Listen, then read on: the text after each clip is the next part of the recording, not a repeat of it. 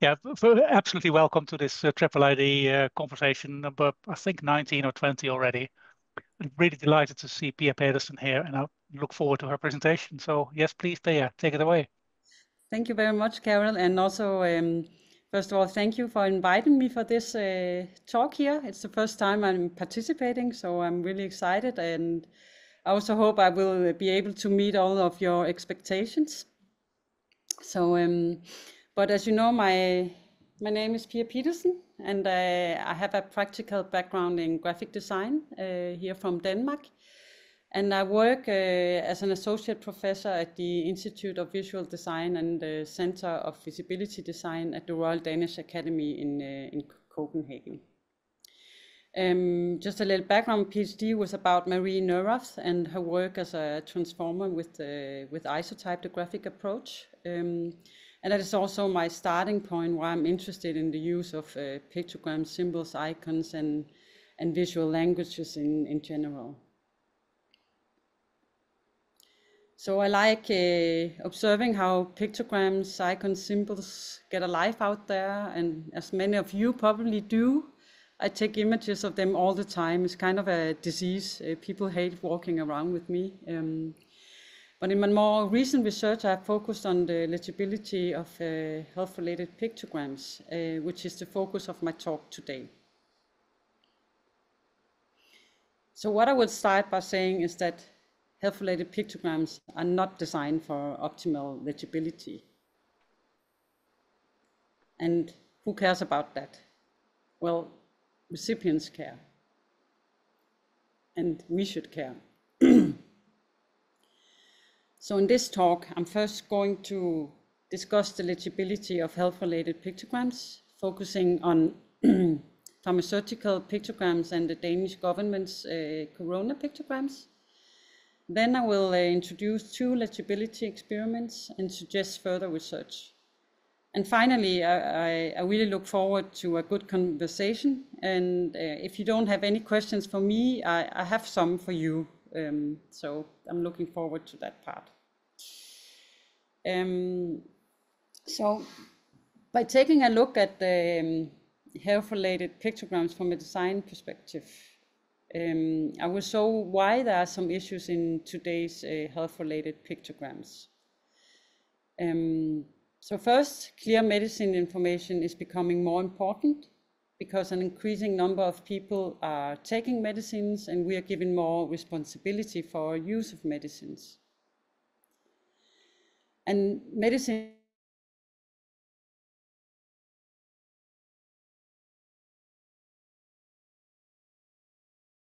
Is the sound going? medical information because the design of leaflets and also the labels does not meet patients' needs. And here I can refer also to your amazing research, Carol, that has inspired this research. But one way of improving the efficacy and of medical information could be through graphic symbols such as pictograms. And the European Commission's guidelines do allow the use of easy to understand pictograms. However, they do not offer any visual guidelines on how to implement and design the pictograms. So if you look at research from into pharmaceutical pictograms, it is typically oriented towards comprehension issues such as challenges related to age, health literacy, or culture. Issues of pictogram legibility, such as strike, stroke, or contrast, are not prioritized in theory nor in practice. And in letter form research, which is the basis of my research, legibility is understood as the ability to differentiate and identify the elements of a typeface or here pictogram. So there are several pharmaceutical pictogram families out there, and here are examples of, you probably know them, the American USP pictograms that represent a large set of accessible pictograms validated for comprehension in the research literature. And in comparison here is another example from Canada, the FIP pictograms that also have been validated in research literature. So although some studies point to pictograms as these to improve medical information, we also know that before a pictogram can be comprehended, it must be legible, we must be able to see it, and that may be challenging for two reasons. So first, pharmaceutical pictograms are often complex because they represent objects or concepts that are complicated or closely related. So details in the form of contextual clues are therefore needed to be added to make the different pictograms comprehensible and distinguishable. To show a breastfeeding woman here, for instance, the baby and the breast must be displayed. It is not enough to show a filled icon of a woman. And second, space is an important aspect of the implementation of pharmaceutical pictograms. And you can notice here how much the pictograms need to be downscaled to fit the packaging. And when pictograms are downscaled like this, the USB cause problems as visual details may blend together. In this example, the pill could easily be misinterpreted as a tongue and thus confuse the reader. And these issues are even worse when you look at the Canadian family of pharmaceutical pictograms. So furthermore, these pictograms will not be accepted as standard pictograms as they fail to follow the ISO standards for the design of public information symbols.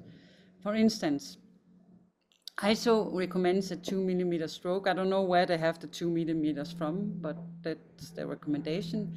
And when this is applied to the USB pictograms, you can see that they are mostly drawn in lines that are below the recommended 2 millimeters. That's the pink ones and the red ones. Stroke dash fin, according to the ISO recommendation, should only be used exceptionally. So, but if you start removing details to make the pictograms more visible in small sizes, you may interfere with comprehension. And the Danish web icons here are an example of this, which I will show why. So by simply squinting or using a blur filter, we can check how well a visual design supports the areas outside the central focus of the vision.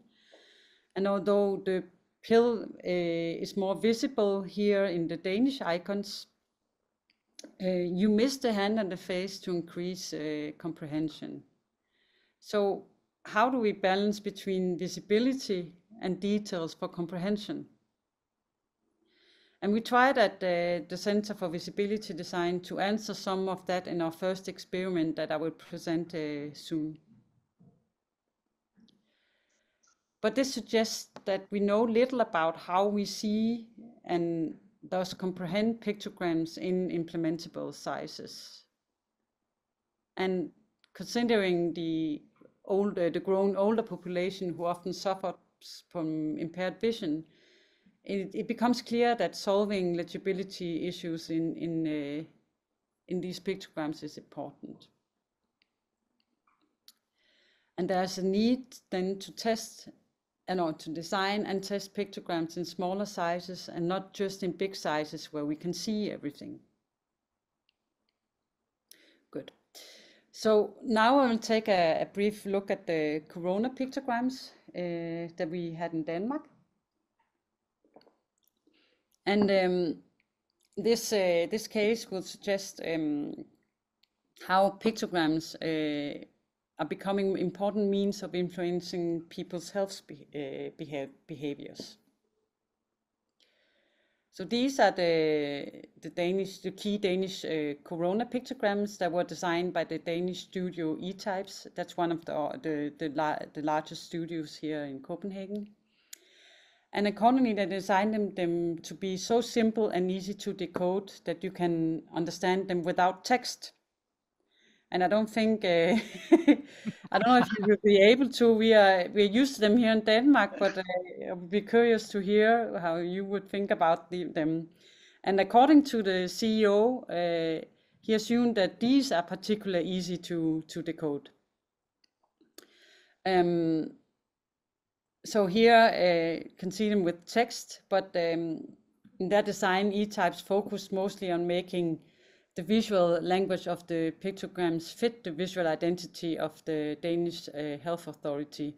And I think that happens a lot out there, that they are more an item for visual identity than actually something that is easy to understand. And what I know is that also these pictograms were originally designed by an intern that was one of our BA students. And she wrote a report about the process, and these versions you see here are the first versions that were presented to the Danish Health Authority. So the fact that E-types, the studio, used an intern for the job shows that they had no clue of their importance, nor what it takes to design health-related pictograms for such a broad population. And these pictograms spread faster than the virus itself. I was still traveling around in Denmark by then, and I could really see how fast, within a couple of weeks after the lockdown, that they were spread in all media, in all contexts, and that with the whole population of Denmark as target group without any user testing at all. There was no time. And if you look at these, there are many legibility as well as comprehension issues that can be highlighted. Looking at this A4 folder, essential details such as negations are toned down.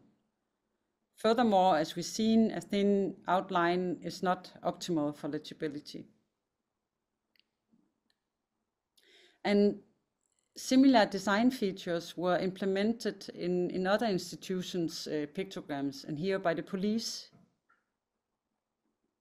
Or in public transportation, here it's the Letbanen, the light rail in Aarhus, the second largest city in Denmark. And here they reused the Kauthing into Sleeve pictogram in their collection. And here then is an example of a hospital that created its own version of the Do Not Shake Hands pictogram. They incorporated the traditional red prohibition circle and negation line, which results in a design with a lot of visual clutter, both in terms of color and form. And one of the most commonly used corona pictograms has been the wear face masks. Sorry. And I'm sure you have seen many versions of it out there. And here the pictogram depicts a stylized drawing of a mask in white and light blue lines. And like this negative, it does have some visually references to the blue face masks, which was the one that was the most commonly used in Denmark. I don't know how it was in other countries.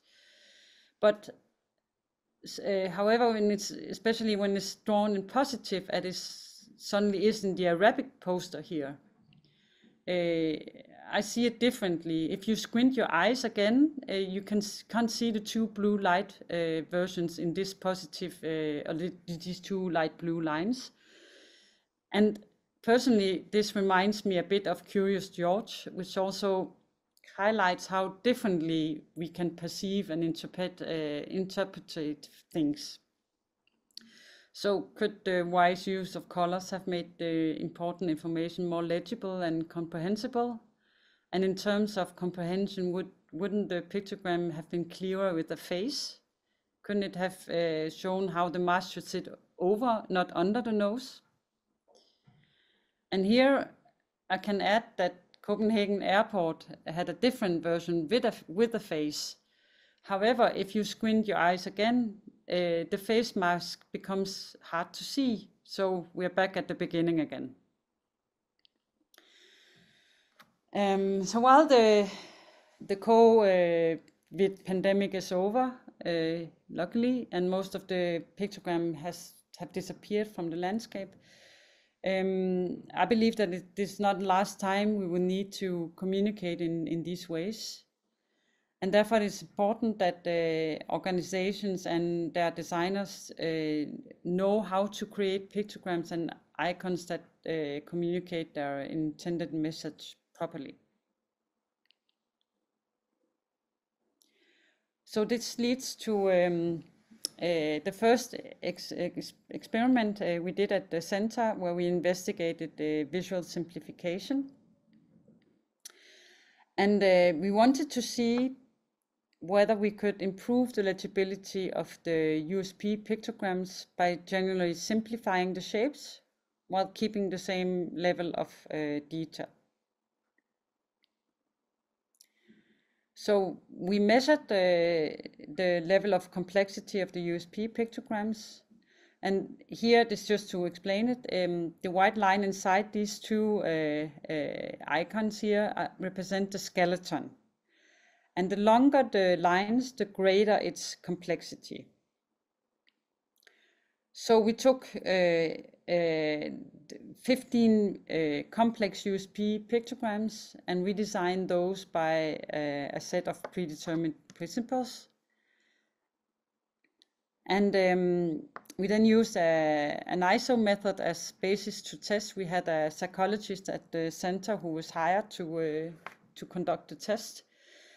And the key principle of this method is to show symbols to respondents and then ask them to identify and describe their different elements.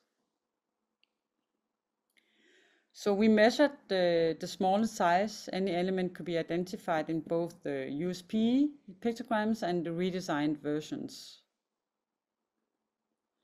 And 80 young respondents, some students here at the Academy and other students around in the country, they were asked to see and name the pictogram elements they saw on the separate sheets, as you see here.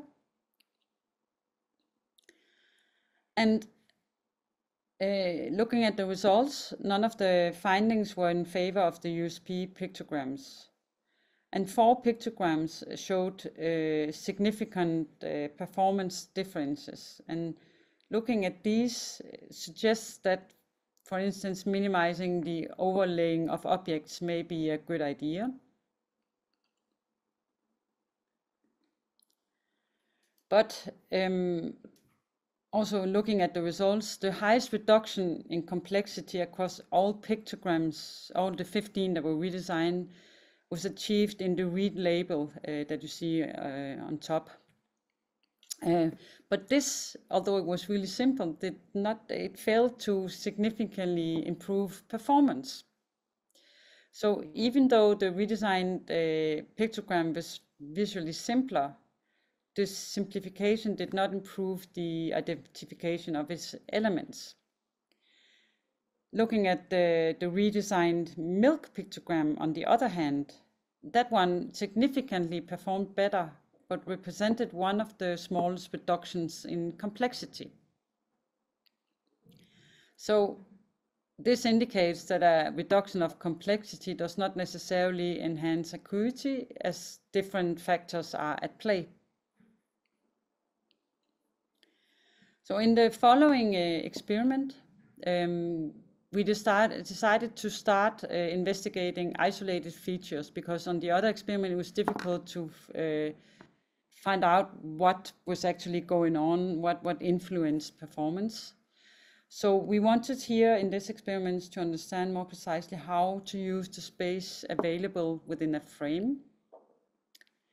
And one fundamental limitation of visual perception is the phenomenon crowding, where individual objects placed close to each other tend to perceptually merge. So if you focus on the cross between the two green circles, you can see that the items on the right are easier to identify. So to avoid crowding, there should be space between objects. And this is not always possible in pictogram design, where several icons often must coexist in a small spatial area within a frame. And here it is interesting that the pictogram frame is needed to increase comprehension to protect the objects within the pictograms, while at the same time we know that such a frame increases the crowding effect. But if we know how to isolate one visual feature, as they do in letterform research, we can easier control it and determine how this particular feature affects legibility. So to determine the effect of crowding, it was therefore necessary to use controlled stimuli rather than real life pictograms that are so different from each other, as you've seen in the USP pictograms. And here the Auckland optotides form a good basis for stimuli, as they have been designed and validated for visual acuity tests. So we tested whether a proportional or uniform frame have different effects on 3 different spacings of the optotypes. And to control the effect of the frame, we used a proportional frame in which the distance between the icon and the frame is constant. And here's just a view to some of the technicalities and some of the work to make this experiment work. And to work well on the screen, all the conditions had to be exported from Illustrator into fonts. So I had a lot of fun in redesigning these icons into to glyphs. And we had to make a system to name the fonts and consistent use of the keyboard. So there was a lot of work there. And compared to the first experiment I presented before, this experiment was very controlled using psychophysical methods. And the psychologists who ran the experiment used a calibration procedure to determine the size of the pictogram that was presented to the participants. And the pictogram was then presented on the screen in 500 milliseconds. And we expected the effect of crowding to increase when frame and icons are close, when 2 icons are close or overlap, and furthermore that the effect of icon-icon spacing and icon-frame spacing would influence each other. And the results almost came out as we expected, but to our surprise, a close proximity between icons and frame appears to impair recognition less. So the most limiting factor for recognition proved to be 2 icons overlapping or placed close to each other. So going back to the question from the beginning, why do we care? Well, we want to have reduced the number of misunderstandings that can have consequences for people's health. And by investigating isolated features like this, we can start creating evidence-based guidelines for pictogram legibility. And we need to know more about crowding in pictograms and continue investigating the different visual features in isolation and then their interaction. But it could also be, as I see it, interesting to investigate variable pictograms like variable fonts. For instance, for people with different vision needs, and to test the pictograms in the many different settings and contexts they're used. Or imagine if you could gather real-time data about people's moods and needs in a particular situation, and let the artificial AI generate individual pictograms or other kinds of information visualization to a particular situation. Yes, so that was what I had to say. so far. I hope you could follow that I wasn't speaking too fast. Can try to. Thank you very much, Pia. Yeah. Really enjoyed this. We've got a few minutes, or just under half an hour, to have some questions for Pia or some remarks, suggestions. Otherwise, I have some. Who'd I like to have my start? hand up. Yes, I can see Clive has raised his hand. Thank you very much for that interesting presentation. Fascinating work. One thing that struck me was that most of the examples you showed, and indeed the materials that you tested, seem to be represented by outline boundaries. And I wondered about the role of contrast boundaries, in other words, silhouettes rather than outlines, which generally speaking have much more figure ground contrast, of course, if they're silhouettes, and hence might be more recognizable and also more amenable to reduction to small sizes than outline boundaries. And I wonder if you have any comment on that, or whether any work's been done on that aspect of symbols. I totally agree. Actually, it's a choice in these experiments to focus on the outline. We could have tested filled pictograms, but that could be something that we would do later on. This was just our focus in the first testing, but. So this was kind of the first of a series of experiments that we would do. Right now, we don't have funding to continue. So as a first step, it has been also, we used a lot of time to figure out how do we actually try to test the legibility of pictograms, which is, I think that has been the more difficult part. We had a lot of discussions between the psychologists and us to figure out what to use and how to test it and on how many people. So I think it's just later on in the process. There seems to be an assumption, and this is supported by the ISO recommendations of having 2 millimeter thick strokes, that there always will be outline drawings with contrast boundaries, with silhouettes. That problem doesn't exist.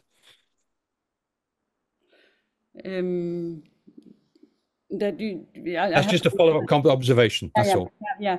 I'm not looking for an answer. I'm just pointing out. But and I don't know why outline is used so much. As you've also seen in the corona pictograms, it's only outline. Yeah. So that's it's really employed quite a lot out there. Yeah. And People put two illustrations in the chat. Yeah. I was reminded of these because you talked about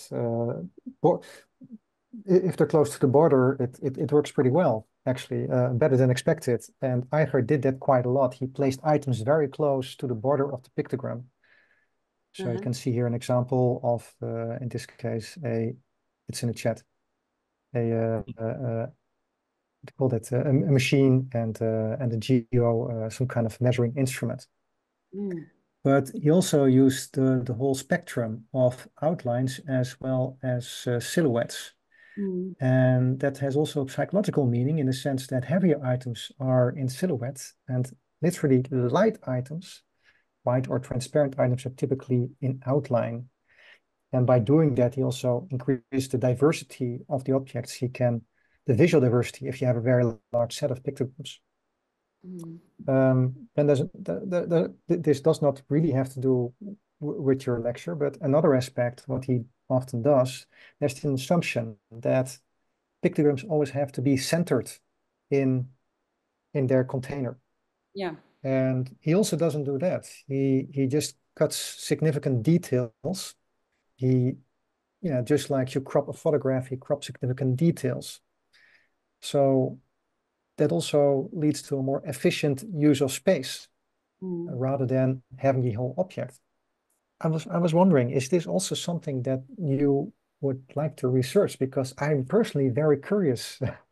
Yeah, I whether think yeah, really, really interesting because when you look at them, instead of having the man in front of the car, it would be better to see half of the car because you can understand the car. So visually, it would be better to cut the car than to make it overlap. So that could be something that also something to look into. Definitely, yes. Okay. I think so. Conveniently, motor cars are symmetrical about their center line, and so it's what is criterial for identifying that it is a motor car, I guess, and that particular convenience is available. It's not only the center line, so you also see the machine, it's also cut. So it's about what's typical for a shape. Yeah, how do you, yeah. It's the most important part of the shape. There's a question from Hannah in the chat. I would like to hear your opinion on the cultural design representation of the USB for USB pictograms for non-Western cultures in context or end context. Yeah, I haven't looked into to culture, but in South Africa, Carol, you do. I have a blackout right. Ross Dow's. Sorry? Ross Dow's. Yeah, precisely.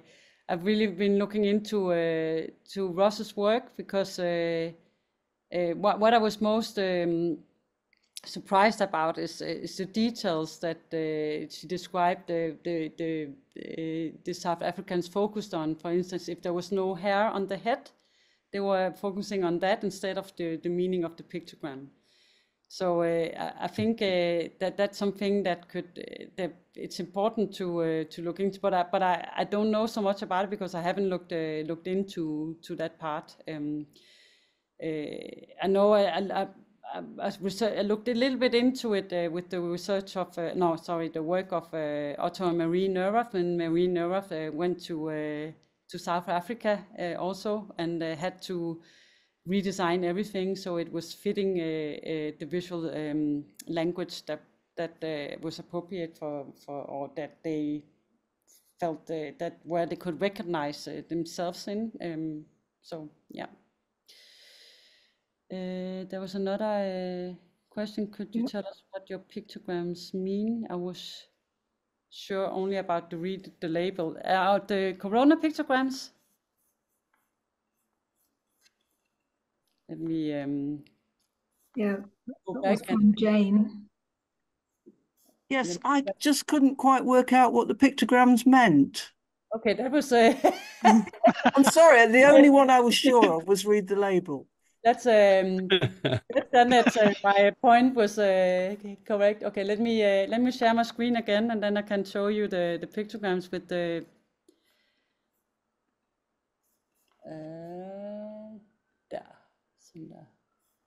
Do you see it now?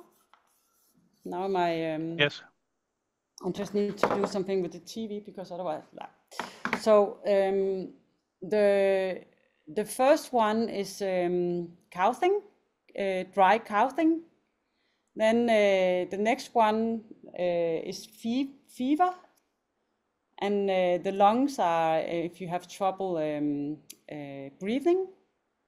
Then the hand with the bubbles is wash your hands, and the one the man is cough or a chew in your sleeve. Do not shake hands. Sorry, can you repeat the second one on the bottom row? Yes, it was. Did you have to when you cough? How do you say that in English? Sneezing. No sneezing. Yeah, you have to do it in the sleeve. So you have to do like this. Yeah. And then there is avoid shaking hands. These were more guidelines than restrictions. They described that they wanted to be kind in their terminology. Then be aware of cleaning. That's the hand with the square behind. And then the three people in outline is it says, if you're older or chronically ill, keep distance and ask others to be careful around you. So that's the meaning of it. I hope. Okay, so they work with text, but you showed us some with what looked like medicine bottles with what looked a bit like rays of sunshine shining on them. Yeah, but some of these here, or later on. The USP one with the prevent against sunlight. Ah, yeah, that one. Do not burn your bottle. Let me go back and see if I have it somewhere. These are the IFP ones. Ah, okay, I have them in the experiment then. Sorry about this.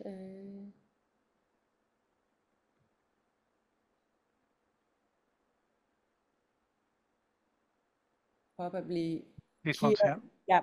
So the top one does mean that it do not put into sunlight or into heat. Right. Yeah, but it looks as if it's saying do. Yeah, exactly. Yeah, that's good, because that's something I haven't said. When we did this, we removed the negation to only test the elements inside. So in the original one, it has the bars on top of it. So okay. we had to do some things to make the experiment work. Yeah. So this was more about testing whether you can see the elements than they actually describe what does this pictogram then wants me to do. If you get, yeah.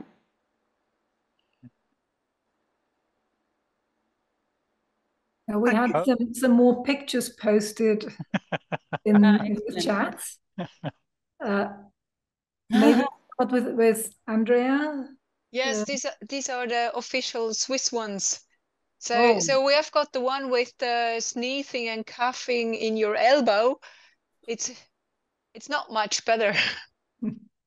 No, I've been taking images around when I've been traveling and being able to spot them, and there are really many examples that can be discussed out there. But also you have got an outline here as well. Yes. I think the use of outline is because there are details often that they want.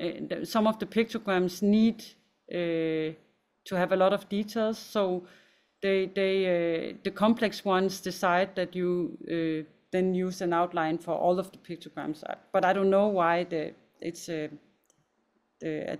always this choice. Right. Can I? Yeah.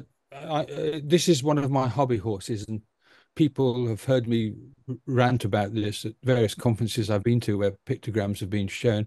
I don't understand why it is that pictographic people have no necks, whether they're outline or silhouettes, and we can look at Weibo's example as well, but and all the examples you showed us as well, Bill. Why do people not have necks? And you know, in Denmark, in the public transportation, in the railway, they don't have hands or legs or feet anymore. Those are cut off. Well, yeah, I can understand hands and feet not being shown, but in this case, the head is shown, but the head is shown disconnected from the body.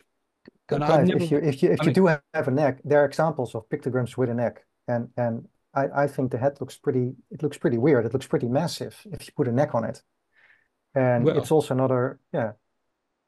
Well, Otto and Marie Neurath have been referred to. I mean, they always had necks, I thought. But it seems to be a trend now. Well, you can compensate for that. You can make the head smaller. But I mean, having the head floating in fresh air just seems strange to me. But there we are. That's me. Right about that. Not having hands and feet I can live with, I think but it's that's because not the same. let me see if I have some in my first slide, because it just looks really, really odd in the Danish transportation. Let me see. I just saw a lady with no head. There was one. No, I don't. They're all headless people. Yeah, it's the black ones there. I will see if I can put one. But yeah, we have an example where they try to be more universal and diverse in the pictograms in the railway. So you have a woman throwing out trash on the trash bin with a dress and a lot of details, but the hands and the feet are just cut away, so it looks a bit odd. Coming back to the cultural differences, I've put up the famous example of Dreyfus on the few in the chat, and Dreyfus put it in his book that suggests that the South African miners read from right to left, and therefore take the idea of the three symbols is pick up the stones from the railway and bring them out of the mine. And I've been literally in contact with Ros Douws and with the African Miners Association, whatever it's called, if this is a true story, because I think it's made up by Dreyfus.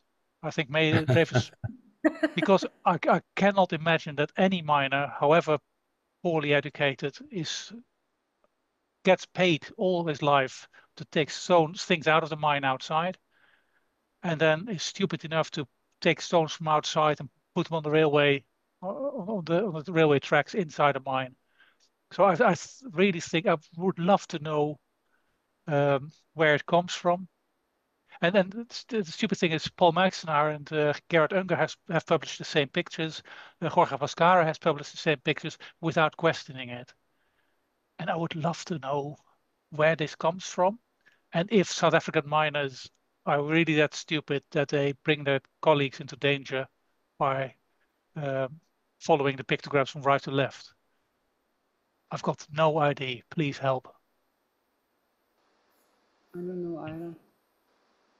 It's just. I've seen it in the archive of Dreyfus. The document is in there, so all the documentation is there. I'm sure there's a label on it from what journal it comes. Okay. I'll take a look. So great, thanks. It helps me further. Thanks so much. Any more questions, suggestions? Nice, Giuseppe. Yeah. Hi, everybody. Yeah, actually, I didn't know the story of the South African miners, but I've heard yesterday, because I'm running a project now for the hospital authority here in Paris, and I've heard that the pictograms that you have of drugs to signify that you cannot take this drug if you are pregnant. From some people, some women from different cultures, that the Western one has been interpreted the other way around, meaning that if you take that drug, you will not be pregnant. Yep. Yeah, you know. That's correct. Yeah, it prevents pregnancies. Yeah. Exactly. So I think that in fact we should be aware of this kind of risk in some cases, because of course, you know, in this specific example, you know, the logical priority, you know, in the mind of the user is the opposite, you know. So that can lead to a misunderstanding, which is in this case can be very very damaging. Yeah. I thought it was really, really nice to see that drawing that Charlotte put up of the elk for keeping distance. In Austria, it was a baby elephant, which I think is quite a lot smaller than an elk. So the perception of distance must be different from culture to culture as well. Yeah. In Belgium, it was keep 2 beer crates apart. Yes. I'm just looking for the. Carol, I had a question. Does anyone know the creator of FIP pictograms? I think it was part. They are not out there anymore. They've been taken away. But it was. I have a. It maybe have been students who designed it. I'm not sure it has been designers designing it. I can look it up. I think I read it, but I don't remember as we speak now. Régis Vaillancourt, a French name in Montreal or Toronto. Yes, I think it's in French-speaking Canada that the research into yes. Rodrigo, sorry. Rodrigo's had his hand up for a while now. Sorry. You know, just a short, brief comment, Pia. I think it's a fascinating work, especially in the experimenting area.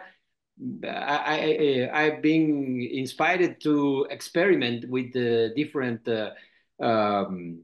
sets of symbols. For example, the FIP or the Danish one or the German one. I think it's a fascinating scaling, expanding the work.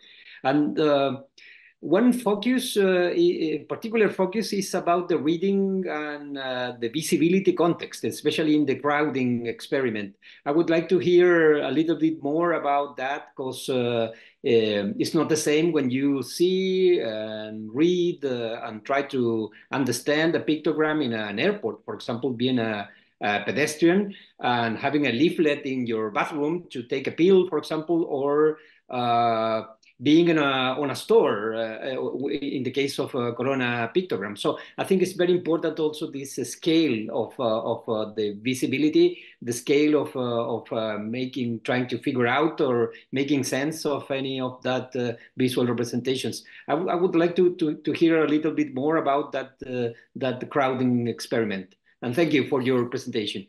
Thank you, and thank you for the question. The crowding experiment is really isolated. I mean, you put people in front of a screen, one person at the time, and then it's isolated from every context. So it's just about, can you actually see what's presented on the screen right now? So and that's why it's I think. Sometimes it takes my breath a little bit away, because there's so much because when we then, if we say that now we can conclude something from this experiment, it's really specific to the Auckland optotides that we use. So how we then move on to more real life situations, that's something that I don't know how to do it. I don't know how not to isolate, especially when we test like this. I think my key point is especially also looking at the Corona pictograms, where I also raised a flag here in Denmark that it is important that we know how that we, I mean, I know that there was a time was a limiting factor when Corona came out, and it's probably better that we have some visual information than nothing. But I think that testing is so important. Then how, it's also one of the questions I had here, how do we actually test this? Because these experiments that we do in the center that are really evidence-based on visibility tests, they are so narrow that one of my questions for you is, how do we continue? How do we create guidelines that can be used? I think that's a really something that I don't have the answer for that. But I know that I'm connected with the research of Sophie Beyer, who does with the letterform research, and she's come very far in letterform pictograms are more complex because they are so they are combined in so many different ways, used in so many different contexts. The alphabet has in Denmark 28 letters, and we know that shape. It's those 28 that can then be formed. Then you can play with that, but it's so much more complex when it's when you come into to pictures. So I'm sorry, I don't have a really clear answer, but you really stick to the what gives me keeps me awake. It is a fascinating open question, how we can continue. Thank you again, Pia. All right, that's it. Sorry, it's me again. I just wanted to draw a distinction between what I think you've been doing, which is testing for, as it were, some universally applicable guidelines. So you test constituents to say how they might work. And that's always going to be very difficult and challenging, I think. And that's different from testing particular examples. For instance, if you design a pictogram to do a certain job, then testing it in situ, in the context where it's going to be used, is likely to yield something which may be useful and can lead to making modifications which makes it more effective. But the testing of generalizable principles, I think, is extremely challenging. Yeah, that's also why it's in the beginning, I was really hoping that this is something that could be done, but the more, as I mean, you can see in the first simplification experiment, my first thought said, okay, it can only be better, but there are so many things going on. It's also what we realized, that it is. I don't think we can. It's always related into context in the particular situation. But my dream would have been to be able to say some real general things. Yeah. I mean, what an example? What is the example Wibo gave us? For example, that some clever designer can come up with a brilliant way of expressing some concept, some idea, whatever, which possibly breaks previously defined rules about what is good design, because they've been inventive in the way in which they've constructed the particular thing, and the testing that might have preceded it to find out what generalizable principles were wouldn't have accommodated the particular cleverness, like showing a truncated object, for instance, or showing things next to a boundary when perhaps previously we thought that wouldn't work, but somehow, because of their inventiveness and cleverness, they're able to produce something that does work, and very effectively. So just reinforcing that idea, producing generalizable rules about these things is very hard. Yeah, it is. There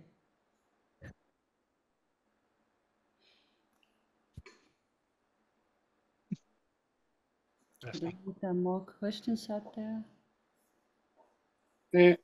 Yeah, may I ask you just to recap on the rework you did on the USP labels, in particular the USP pictogram for read the label, because you seem to, I'm not sure I got this, you seem to say that the work you did simplifying it was great. You seem to say though that it didn't make much difference, and I'm not sure if I quite understood what there was some figures there on the.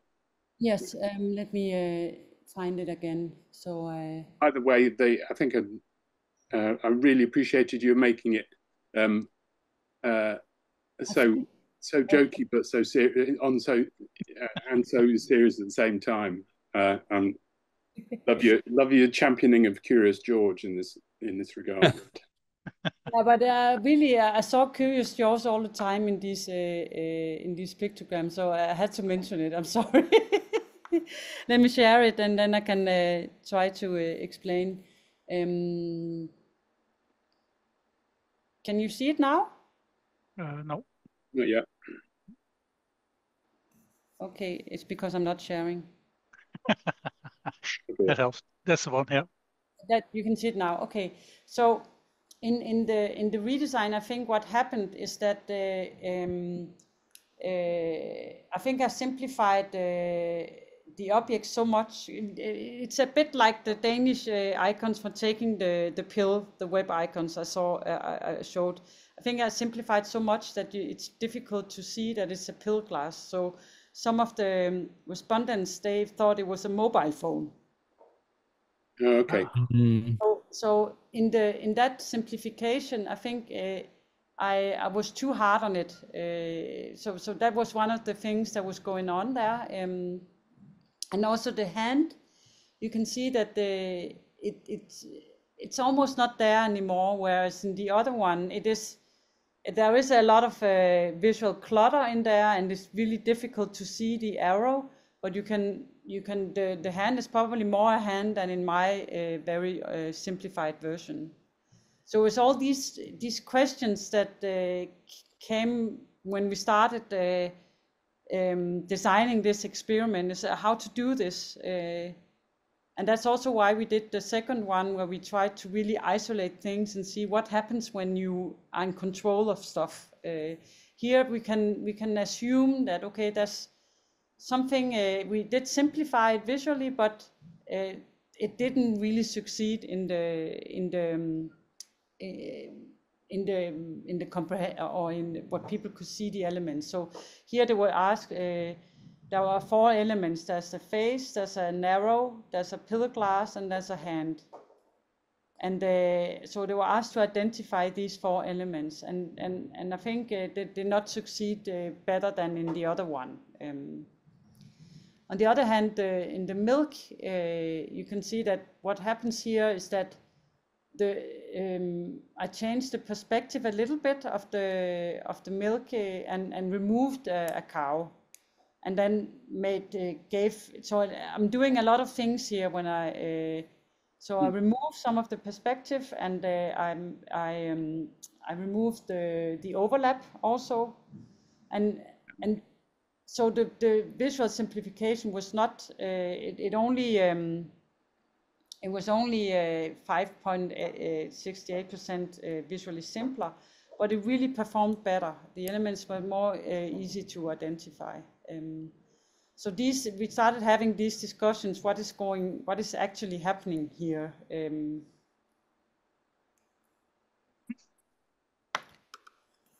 Thanks for recapping that for me. Sorry? Thank you for recapping, and I understand better what the. But I think in the reading the label, that's my own medicine, that if you had these the Danish, I have to go a lot back, but it's some of the same that happens here in these, that you remove a lot of details to make them simpler or more scalable, but then you just see a round, and the mouth is really weird.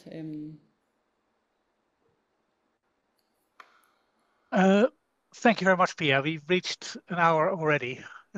Which is almost the hour. It goes really fast with the people around. I know. The recording will be available on the IIID website soon. So if you want to look it back, or you want to send it to somebody else, it's interesting. We're aiming to organize the next conversation about halfway October, in about 4 weeks' time. We are inviting several people. We don't know who it will be yet, but this will be announced in the same channels. And I first would like to thank Pia, of course, for her presentation and her answers to the questions. And I'd like to thank all the attendants for just joining it and being active. Really enjoy these conversations. Thank you very much. And I hope to see you again in 4 weeks' time. Thank you, Pia. Everyone, for your patience. Thanks a lot. Bye-bye. Bye.